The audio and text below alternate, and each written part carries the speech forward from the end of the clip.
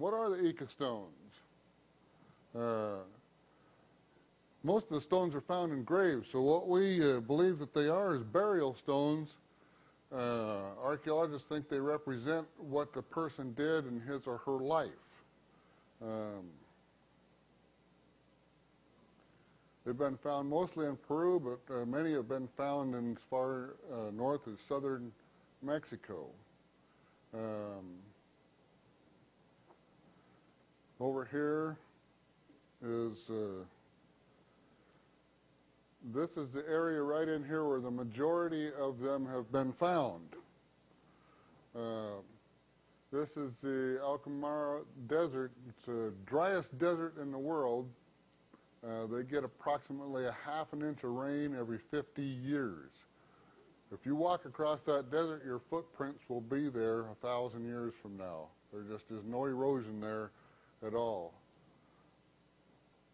Most of the experts say that the Ica stones started with Javier Cabrera in the early 1900s. But actually the first Ica stones were mentioned by the Spanish priests in 1535. That's a long time ago.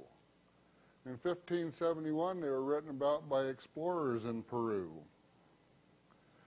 Some of the stones were sent back to Spain in the year 1562. So the Ica stones have been known about for over 450 years. This is a picture of the Cabrera Museum in Peru that I got to visit. There are approximately 11,000 stones in this museum depicting just varied things. Their authenticity has been questioned because it's believed by the experts that dinosaurs and man did not exist together. National Geographic says no man has ever seen a dinosaur. Carl Sagan wrote in his book that these people knew what these dinosaurs looked like because it was imprinted on our DNA and our minds when we were mammals crawling up out of the sea and turning into humans. That's actually in his book. Read it.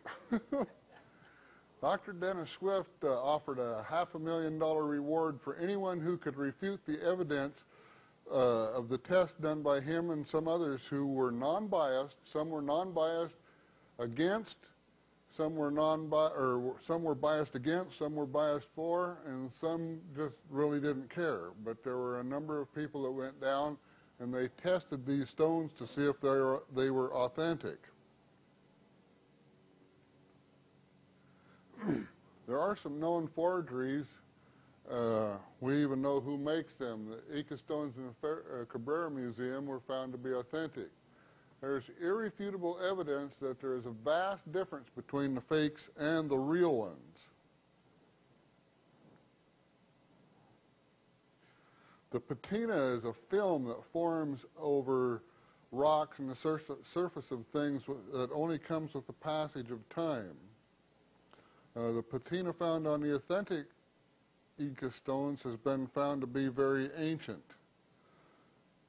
The grooves in the forgeries have no patina on the lines, or the grooves in the forgeries have no patina covering the lines on the forgeries, and they're easy to tell apart from the real or the fake. The microscopic analysis of the real stones has verified the authenticity.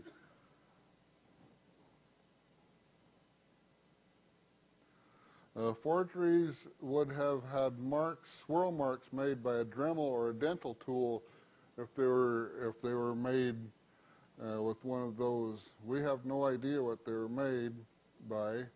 Their metal flakes would be left if they were made by hacksaw blades. It's one of the forgers uses hacksaw blades to carve the stones. There are many fakes that have been brought into the United States. The andesite stone has mica and feldspar that would be exposed when they carve these new lines in, and they shine brightly under magnification and light. The grooves in the forgeries are very bright white in color.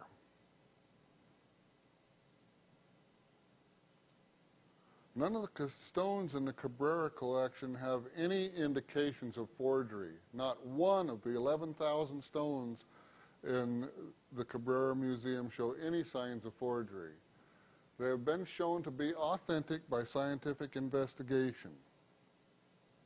The authorities say it is impossible to create fake patina that can't be easily detected. The Cabrera stones and some of the others in the other museums down there are very real. This is some of the 11,000 stones in Ica, Peru.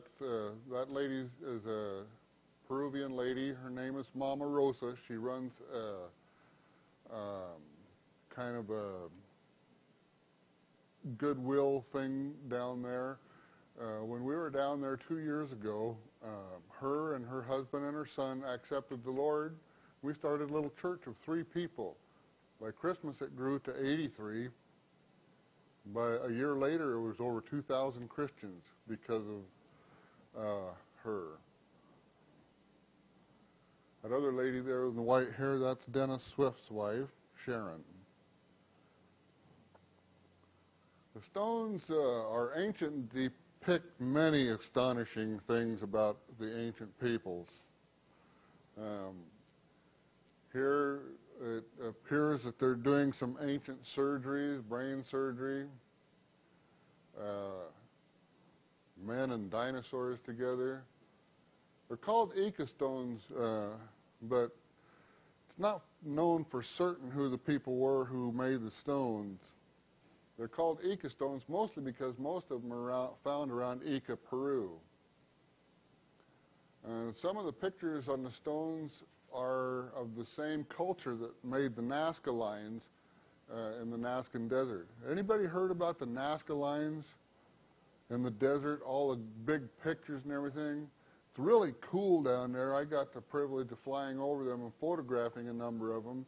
It was really awesome to fly over that. They don't let you fly over some of them during certain times of the day because, has everybody heard of the astronaut, the little man who's pointing to the stars? Well, if you fly over that early in the morning or late in the evening, it's not an astronaut, it's a fisherman holding a stringer of 3 fish, and it shows up plain as day. You can even see the fish at other times of the day if you look closely.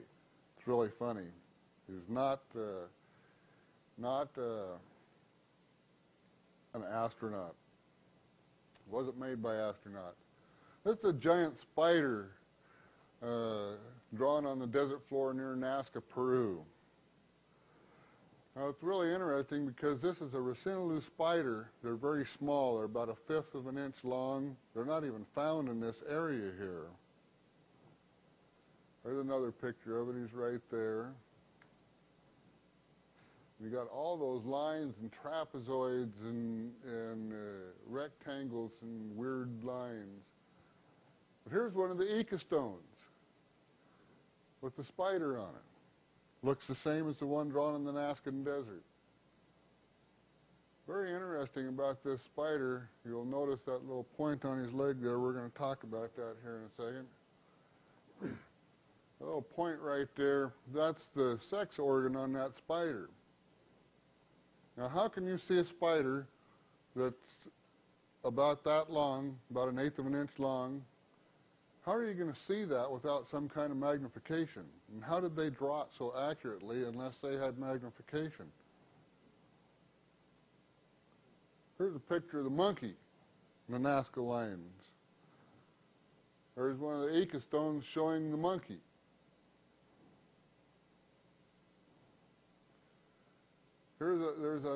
Many of the stones have those, the hummingbirds and the condor, panther, everything that's drawn on the lines are also depicted on the Ica stones. There's many more things on the Ica stones too. Now it's amazing because this one here, I believe, is 23 kilometers long. That's about 15 miles long. Now how can they keep that straight? It goes through a hill and continues on straight. It's amazing. It's been said that there were no wheels in ancient South America, but many of the drawings would indicate otherwise. There are pictures of horse-drawn chariots that predate the coming of the Spaniards. Oh, Spaniards were supposed to have brought horses over. Well, what's the deal here? That looks like a four-wheel chariot being pulled by a horse. Looks like a horse to me. It's not a llama because they don't have tails like that.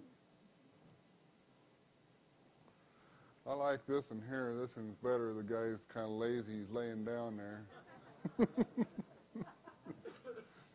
Letting the horse go wherever he wants. Pretty good drawing of a horse, and it's been said that only children's toys have all these wheels and stuff, but it doesn't, I don't know, it just doesn't look like that. There's a picture of a horse there, very accurate drawings. And you can see the guy's feet there. It's a very big horse. It's way bigger than a llama. Either that or there were midgets down there. And of course we've seen the skeletons of the Nazcan people, or whoever they were that lived there. And they're not small people. I want you to, this is important here, as you'll see later on in this presentation. This is a cow nursing its young.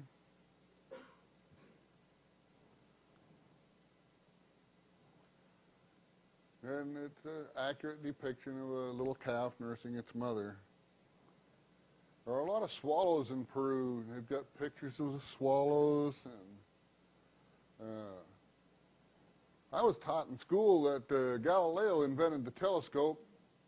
What's this rock doing down there that predates him by about 500 years at least? I think this rock, they said, was about 11 or 1,200 years old. Looks like those guys are looking at something through telescopes. This is one of the Ica stones that I got the privilege of buying and bringing into the United States. There's about 24 real stones in the United States right now. I know who owns most of them. This one here is a guy in Michigan has now. It looks like a man looking through a telescope at a comet or something, with a dinosaur.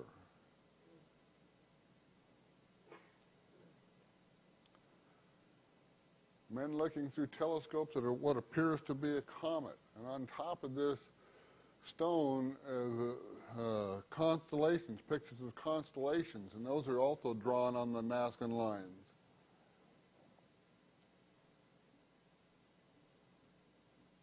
Just another picture here of,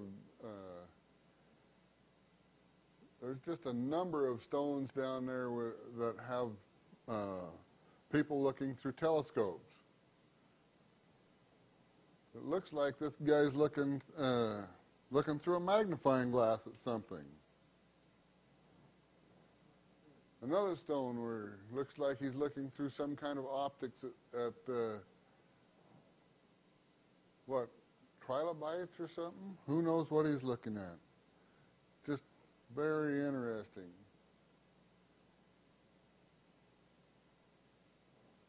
Ancient surgeries. It's just, I worked as a medical assistant for a number of years, and for a year I worked in eye surgery. We did cataract surgeries, laser surgeries and stuff. It's very, very interesting that all the instruments that we use down there, or that we saw down there, are identical to what we use today. We took a scalpel, brand new scalpel, took it out of the package, put it under a microscope, took one of their obsidian scalpels looked at it under the microscope, and their scalpel, their 2,000-year-old scalpel, was sharper than ours, right out of the package. Those guys had some technology that we don't have. The Bible is very correct. They have things that we've forgotten and we don't remember. Another ancient surgery. Doing some kind of operation on the brain.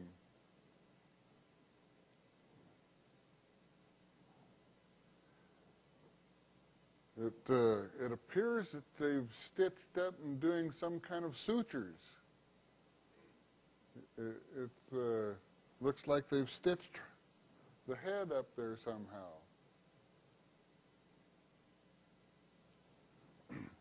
This is in a different museum that we went in. We were there with one of the guys we were with was a doctor. Shows lots of bone growth after some of these surgeries, brain surgeries. We know that they were inside the skull because you can look in the skull and there are scratch marks and scrape marks on the inside of the skull, so they had to have been inside. It takes many years for bone regrowth, that much regrowth.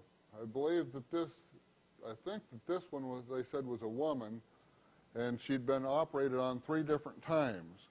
And there were 15 to 17 years of bone regrowth, so from the first time her skull had been opened. This one's nearly a complete closure. They said it would take 12 to 15 years for that much bone regrowth to grow back shut.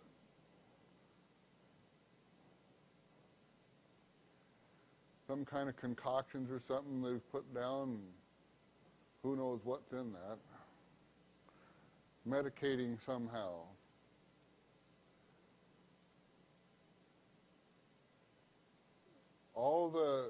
What's so interesting is everything that they show here is anatomically correct. So all the surgeries and stuff that they have done, they show in a correct position. Another brain surgery.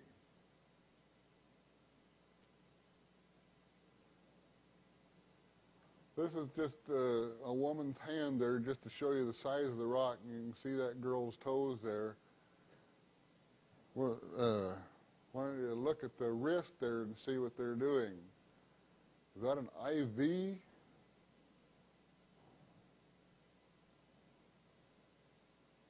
Did they know something about IVs and how to use them 2,000 years ago? We're just learning how to use this stuff again the last 200 years. The Bible is correct. Ecclesiastes is right when Solomon said that there's nothing new under the sun, and that we don't remember the things of old. We don't remember this.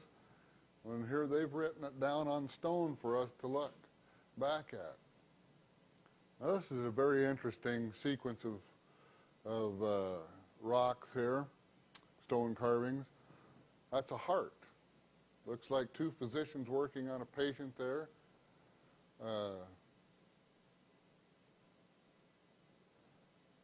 They're taking a heart out, and it appears that they're putting another one back in the sequence. Well, one of the doctors that we talked to said, well, they'd have a huge problem with that because an organ transplant, you have to have anti-rejection medication. You have to take that the rest of your life.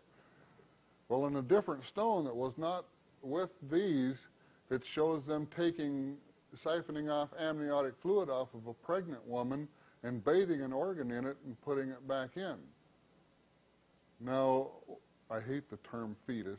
We're going to call it a baby because I don't think there is such a thing as a fetus. A baby is a life. When a baby is inside its mother, the amniotic fluid has anti-rejection medication in it to keep the woman's body from rejecting that and having a spontaneous abortion. How did the ancients know that? And they would bathe the organs in amniotic fluid so that the body would not reject it. Man and dinosaurs together. Little baby dinosaur there. Guy holding a little baby dinosaur. On Noah's Ark, Noah probably didn't bring a full-sized apatosaur, brachiosaur on the ark. Noah was a smart man. He was probably smarter than we are. He built an ark, had all those animals on there. They found the brachiosaurus, one of the biggest dinosaurs in the world. They found a brachiosaur egg, I believe it was in Argentina, and in the nest they found a baby brachiosaur that was 27.5 inches long. That guy's holding that's probably an apatosaur, but a brachiosaur wouldn't have been much bigger than that. So Noah probably had dinosaurs, the biggest animals that ever walked the face of the earth, in a little pen about so by so. Maybe not, but something to think about. Another picture of a dinosaur here. Fred and Barney riding a brontosaurus.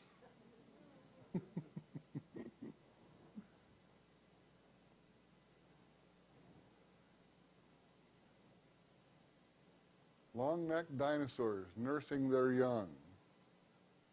When I saw this rock, I stood there. I was almost in shock. Because I had talked about 2 years before, I had talked with some other guys who were dinosaur experts. And Bob Bacher, everybody know who Bob Bacher is? Big shot guy with National Geographic and all that. He thinks that some of the dinosaurs might have been warm-blooded. And I kind of agree with that.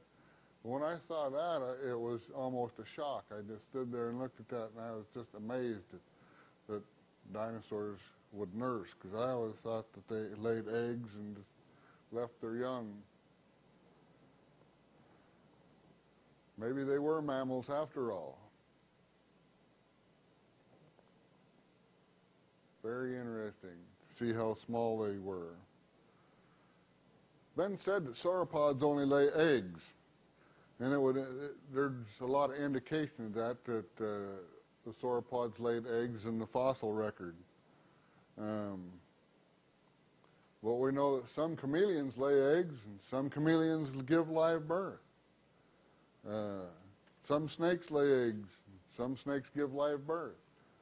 The brown snake of Australia, I think that's a highly poisonous snake, lays eggs and gives live birth. Something strange there. You can read that in the Smithsonian Reptiles and Amphibians. Most lizards lay eggs, but some give live birth. These facts can be found in just about any book on reptiles. They show dinosaurs attacking men, so it was probably a dangerous world back there. Some of these rocks they think were carved only 800 years ago. That means dinosaurs walked with us not that long ago. Through the years, there have been many accusations as to why the stones are not authentic. We'll cover a few of those.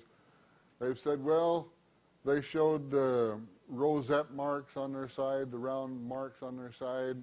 They showed the apatosaur with big head that can't have a big head. They showed them walking with their tails up, and they said their tails drag. Well, the rosettes on the dinosaurs weren't known to science until very recently. They found some petrified skin. Actually, it wasn't petrified, it was mummified skin and impressions in the rock. And they had the round marks on them. So we now know that they had round marks on their skin. And that wasn't known about until about 1996. They had those round marks on all kinds of different dinosaurs. They have the rosette marks on the dinosaurs. Some of the dinosaurs that are fighting with the men are beating up the guys. You've got the rosette marks there. You got one guy who's kind of leaning back there, and the other guy must be driving him. That's Fred and Barney again. Looks like he's feeding it something, probably like a carrot in front of the mule, you know, to get it to go and pull a plow. This picture here shows the dinosaur holding its tail up. We now know by all the tracks, the dinosaur trackways and stuff, if the dinosaurs dragged their tail, there'd be tail marks. And you never find any of that. The dinosaur tracks are just tracks themselves, and there's no drag marks where they drag their tail. More pictures of the little dinosaurs.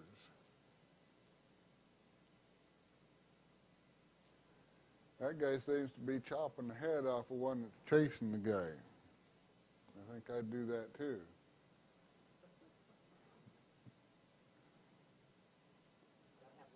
You gotta have lunch, yep.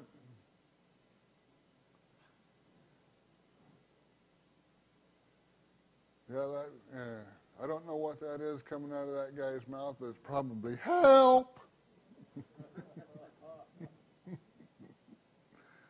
Pterodactyls with men. And they drew them accurately. Was it that it was imprinted on their DNA and their ancient memories, their fossil memories? That's the word I was trying to think of. That's what Carl Sagan calls them, fossil memories. We all have fossil memories. Well, I don't know. The dinosaurs with dermal frills. It's been said that these pictures couldn't be accurate because of all the dinosaurs with dermal frills on them. This is a seagoing dinosaur with the flippers there. Has dermal frills. There's a land dinosaur with dermal frills. All the frills going down its back.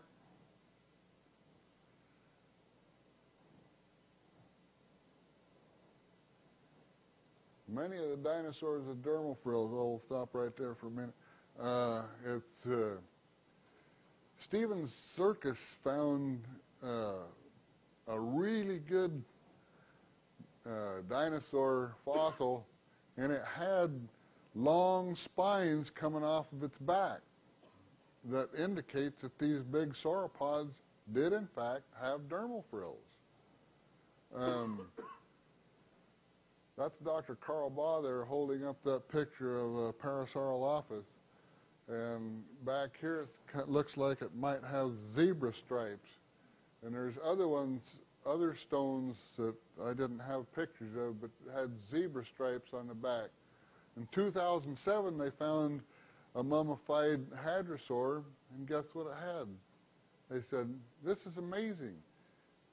This dinosaur probably had stripes like a zebra. Yeah, there you go. You got four things there that they've accused of these people of being fakes, and now you've got four things that says that they're probably not. You've got T-Rex type dinosaurs. This isn't a T-Rex because the T-Rex has a little shorter arms and only has 2 fingers, but shows dinosaurs fighting.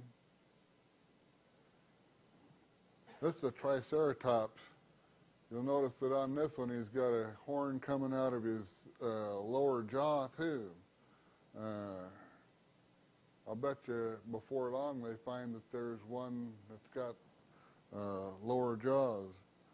This is the one that I own. I have this one. I brought this one back from Peru. And I wanted to be on the up and up, so the Peruvian government knows that I brought that out of Peru, and our government knows that I brought it in because I had to bring everything through customs. But I want to show you a few reasons why it's not fake. This is called, this particular one is called bas relief, where they cut the stone away and they leave the other part of the drawing raised. But with macro photography, you can't see any marks, any Dremel marks or anything. And some of these, this particular one has not been tested, but some of the other ones that have bas relief have been tested, because we don't know how they cut that stone away. There's no acid etching. There's no acid left that would etch the stone, cut it away. There's no marks of any kind. I have no idea how they cut it away. It's just very interesting to look at the surface of this. And you can tell just by looking at it that it's very old. The concretions left on the rock there, that had been cut away, so this has to be, it's not a young rock. It has not been fabricated very recently. It was made a long time ago. You can see the concretions there, and inside the grooves, that takes time to grow that back. You can see the intricacy with which they drew that thing.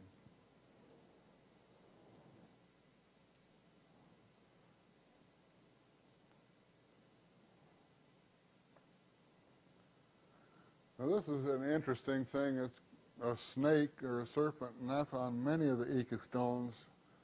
No matter what stones they are, whether they're depicting physicians, other things, that's just on a lot of them. I mean, there's just no marks there where any of the stones been ground away. And for what I paid for this, even the wages that they get in Peru, it would have taken, they'd have been paid 5 to 10 cents an hour to make something like that if they actually carved it. It was just amazing. Many of the things said about Ica stones are now shown to be true. Dinosaurs do hold their tail up, as the Ica stones show. You can read about that in Rocks, Fossils, and Dinosaurs. This was not discovered until the 1980s. The Ica stones showed a Patasaurus with the large heads. That wasn't until 1979 that they finally took Brontosaurus, was 2 dinosaurs. It was a Camarasaurus skull, I believe, and a Patasaur body, and they finally now have that fixed. The conclusions are that one must come to is that the ancients had high technology that we have forgotten. Just like the Bible said, just like Solomon said, the things of old we don't remember. And number 2, they had magnification capabilities from telescopes to magnifying glasses. They also had highly advanced surgical skills. The ancients knew what numerous species of dinosaurs looked like. The ancients actually interacted with dinosaurs. God made man and dinosaurs together. This was probably one of the dinosaurs and men together was probably one of the biggest stumbling blocks I've ever had in my Christian walk. But man and dinosaurs walked together. They were made in the beginning with man. God made man to have fellowship with him. If you don't know Jesus as your personal Savior, find someone to introduce you and disciple you and teach you the way of salvation, because you'll live with God forever and the rest of us. Thank you for your time, and we'll open this up for questions. Thank you, Stan. And if somebody has a question, just raise your hand and I'll bring the microphone to you.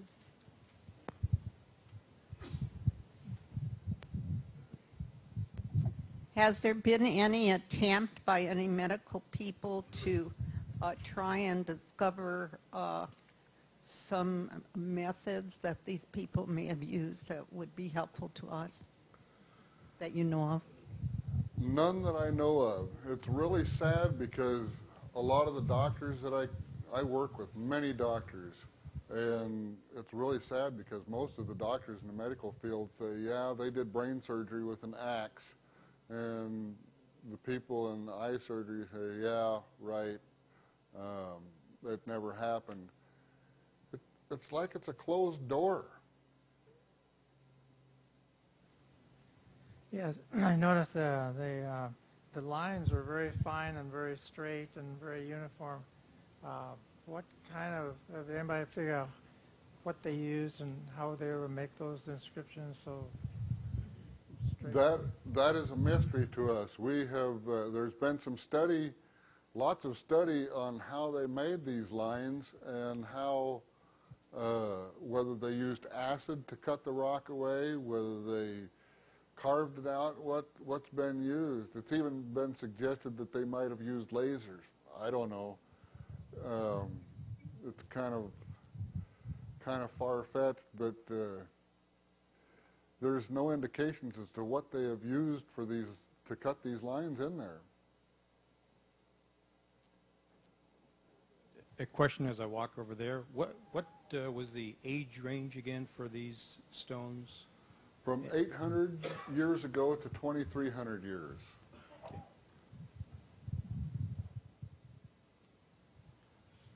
A quick question. The way these were they dated with carbon dating, or how did they guesstimate the dates for these rocks? They did some carbon dating on the patina that was left on the surface of the rocks, and they also correspond with the time frame of the Nazca lines, because they say that the Nazcas and the ones that carved these stones were most likely the same people. What originally interested you in the Inca stones anyway? What interested me in the Ica stones, I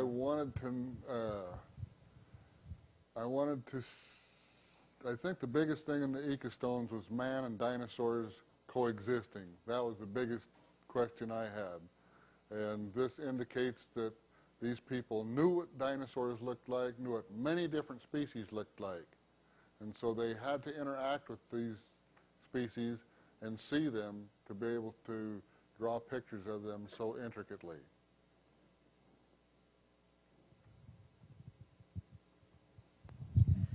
So if dinosaurs were destroyed in the Ice Age, why wasn't man? Most dinosaurs they think, had small lungs. And so your bigger dinosaurs were destroyed as the oxygen level came down. And I think there may still be some dinosaurs living in remote areas like the Likwala Swamp in Africa, and possibly in the Beni swamps on the border of Peru and Brazil in the Amazon jungle. I was a missionary in Siberia one summer. I drove 3,000 kilometers in the backwoods on dirt roads, and there is a lot of area for a lot of things to hide. You could drive for days and not see anybody. I was wondering if the stones, how available they are to the public. Are all those 11,000 available? I didn't think so. Are they photo documented so one could see a library of photos? Is every one of these images available, or? There are many stones, many photographs of the stones. Dr. Dennis Swift has a book,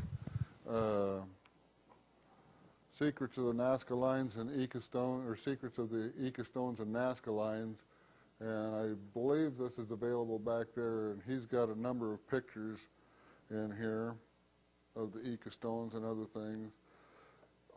I myself have about 400 photographs. Dr. Carl Baugh has about that many too, and Dennis Swift has literally thousands. And anybody that's interested, I'll give you a DVD or a CD of all my pictures if you want them.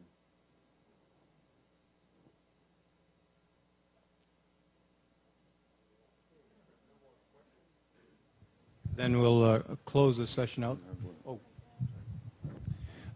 So these stones are held privately by some person, or are there several locations? How is that situated? Dennis Swift has 3 or 4 of them. I have one. A man in Michigan has one. Pardon? In Peru. Those 11,000 are all held by the Cabrera family. There are numerous other ones that are held in other museums, and I tried to get in. Dennis Swift has tried to get in, and number of us have tried to get into some of these other museums and see them, and they'll let you see some of them, the ones with pornography and that kind of garbage, but they will not let you see the ones that show high technology or dinosaurs interacting with men. It's sad. Okay. You go. Technology go away? I mean, What made the technology? I think what made the technology go away is the fact that these people did not honor God, human sacrifice. There's not a lot of stuff about human sacrifice. God will not honor a government like that, and it was destroyed. One question over here.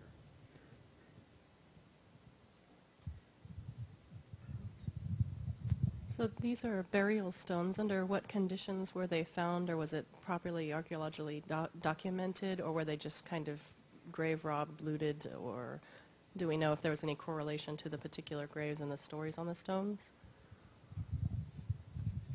The majority of them are dug up by what they call jacueros down there. They are grave robbers. They are very poor people, and that is the only way, you know, that they can make any money to feed their families. So the majority of them are dug up under grave robber conditions. There are a small number of them that have been dug up by archaeological digs and authorized and well documented. So we do know that these ones are authentic, but they have not been dug up under proper and properly documented. One more question. The Cabrera Museum, that's held by the Cabrera family, is that right? Yes. Now, they're the only ones that will allow other people to come and look at the ones that with dinosaurs and stuff like that? That museum is closed to the public. Oh, it's closed to the Closed public? to the public. Oh, really? Very few people, they let very few people in there. You can go down there with, in fact, probably the only person I know of that you can go in and get in there with is Dr. Dennis Swift. Oh, so he's a friend of the family, is that right? He's a friend of the family. He's been a friend of the family for many years. And I went with Dennis Swift to go in there. Huh.